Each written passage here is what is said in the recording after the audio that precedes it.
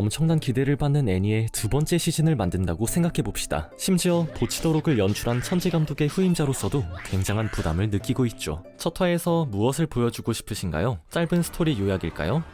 간단한 캐릭터 소개일까요? 일기를 떠올리게 하는 레퍼런스일까요?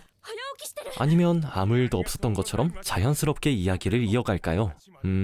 그럼 그냥 다 해버리는 건 어떨까요? 2년 만에 돌아온 장송의 프리렌 2기는 자칫 지루할 수도 있는 전 시즌 요약을 연출 차력쇼로 극복해냈습니다. 2기의 시작은 1기의 오프닝과 거의 동일한 구조로 시작해서 프리렌을 그리워하던 관객들의 눈을 사로잡습니다. 프리렌은 책을 읽고 있고 일행과 함께 마차를 타고 여행하고 있습니다. 하지만 연출적으로는 큰 차이가 보입니다. 여백을 많이 사용했던 1기와 달리 2기의 1화는 배경과 캐릭터가 프레임 안의 공간을 훨씬 더 많이 차지합니다. 이건 프리렌이 인간을 대하는 마음의 변화일 수도 있고 감독이 바뀌면서 연출 성향이 달라진 것일 수도 있습니다. 분명한 건 1기를 레퍼런스해주면서 관객들에게 프리렌이 돌아왔고 여행은 계속되고 있다는 걸 각인시켜줬다는 점이죠. 그 후 프리렌 일행은 마부와 이야기를 하면서 자연스럽게 지금까지의 여정을 정리해줍니다. 프리렌 일행이 1급 마법사가 되었고 돈이 필요하고 그리고 다음 목적지로 향하고 있다. 포인트는 이게 1화 스토리 요약의 끝이라는 점입니다. 더 이상 1기 이야기는 나오지 않습니다. 오히려 1화는 옴니버스 같은 단독적인 에피소드를 통해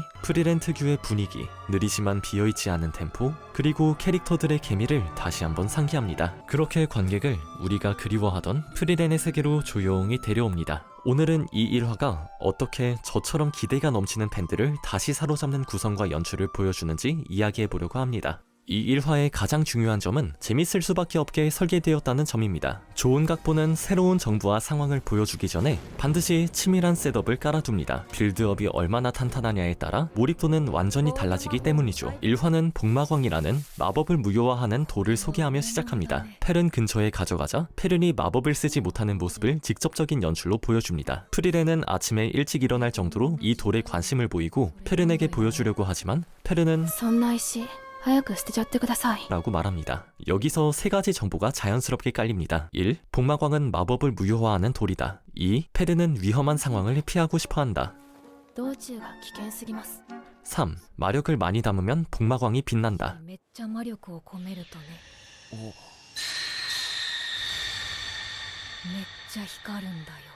이후 일행은 아무 일 없었다는 듯 다음 목적지인 화산 논천에 대해 이야기합니다. 관객은 이 장면을 일상적인 평범한 프리렌 특유의 씬으로 받아들이게 됩니다. 그러고 나서 일행은 복마광이 널린 동굴에 떨어집니다.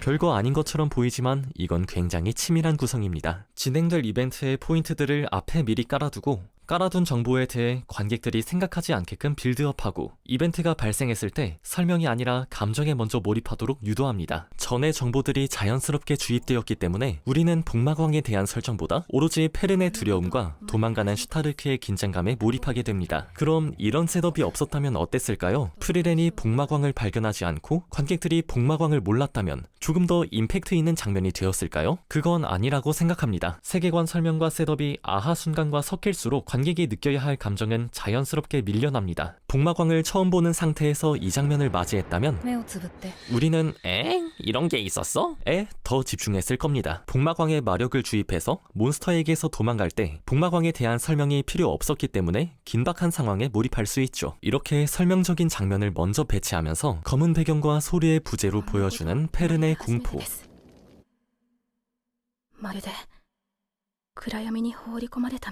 도망가는 순간 슬로우 모션과 회상을 통해 프리렌의 감정, 프리렌이 힘매를 추억하면서 구도적으로 똑같이 웃는 표정 등 관객들이 이런 훌륭한 연출에 집중할 수 있는 구조를 만든 겁니다. 결국 이 치밀한 셋업 덕분에 우리는 페른이 마법을 못 쓰는 상황에 대한 두려움과 둥굴의 위험성을 더욱 강하게 느낄 수 있게 되죠. 1화의 후반부도 비슷한 구조죠. 페른이 슈타르크가 준 팔찌를 소중히 관리하는 장면으로 셋업을 하고 실수로 목욕하는 걸 봐버린 장면, 비오벨의 등장으로 긴장감을 쌓은 뒤 몬스터에게서 도망칠 때 페른이 팔찌를 꽉 쥐고 있었다는 사실이 드러납니다. 페른이 슈타르크에게 의지하고 있다는 감정을 대사가 아니라 구성과 연출로 전달합니다. 이런 것들 외에도 슈타르크가 초반에 생선을 못 잡아서 도움이 안 되는 모습을 보여준 후 프리렌이 사실 슈타르크를 믿어서 편히 잔다는 점이라든지 1화는 끊임없이 정보 셋업, 빌드업, 아하, 감정 몰입이라는 구조를 반복합니다. 1화라는 짧은 시간에 빌드업과 감정선을 착실하게 터뜨리면서 관객들이 몰입할 수밖에 없는 구조를 만들어냈습니다. 그리고 이 감정적 클라이맥스들을 완성하는 것이 극적인 연출, 특히 회상을 사용한 연출입니다. 보통 회상은 긴박한 상황에서 관객을 분리해 긴장감을 떨어뜨릴 수도 있습니다. 하지만 이 1화의 회상은 확실히 다릅니다. 현재의 긴장감을 증폭할 수 있도록 회상을 맥락상 그리고 연출상 현재와 자연스럽게 이어지게끔 보여주죠. 1화의 첫 번째 회상은 슈타르크가 독극룡으로부터 도망가면서 나옵니다. 이 회상이 특별한 점은 슈타르크의 현재 상황과 유사하다는 점이죠. 둘 다 커다란 몬스터에게 쫓기고 있네요. 슈타르크가 이렇게 도망가고 있겠구나를 전달하기 때문에 맥락적으로 내용을 해치지 않습니다. 여기서 중요한 점은 회상이 오히려 더 긴박하다는 점이죠. 슈타르크가 도망가고 있는 텅 비어있는 동굴에 비해 전경에 배치된 프리렌의 다친 모습, 화려하게 화면을 채우는 붉은 불과 초록색 치유빛의 대비, 격렬하게 폭발하고 있는 원경을 보여주면서 긴장감을 연출하죠. 느슨해질 수 있는 현 상황을 회상의 긴장감으로 잡아주는 모습입니다. 그런 긴장감이 더 느껴지는 만큼 프리렌이 웃는 장면이 회상과 매치되는 구조로 나오면서 아련한 감정이 더 각인되죠. 1화의 두 번째 회상은 마지막에 슈타르크가 비어벨의 파티 초대를 거절하면서 나옵니다. 일단 이 장면 자체가 관객들에게 몰입을 극대화하게끔 연출되어 있습니다. 어둡고 푸른 빛은 페른이 느끼고 있는 근심과 걱정을 보여주고 대비감이 느껴지는 불빛의 조명은 슈타르크의 굳은 마음을 시각적으로 보여주죠. 이런 식으로 조명을 캐릭터 기준 45도 각도에 배치해서 얼굴에 역삼각형이 생기는 조명을 렘브란트 조명이라고 합니다. 입체감과 그림자의 대비감이 살기 때문에 극적인 분위기가 연출되는 기법이죠. 그림자를 디테일하게 안 쓰는 애니라는 매체에서 이런 식으로 캐릭터의 진중한 분위기를 보여주는 건 새롭네요. 여기서 재밌는 연출은 회상을 이어주는 방식입니다. 여기서 회상으로 들어갈 때 페른이 다가가는 모습을, 그리고 현재로 돌아올 때 슈타르크의 다친 손을 매치컷으로 연결하면서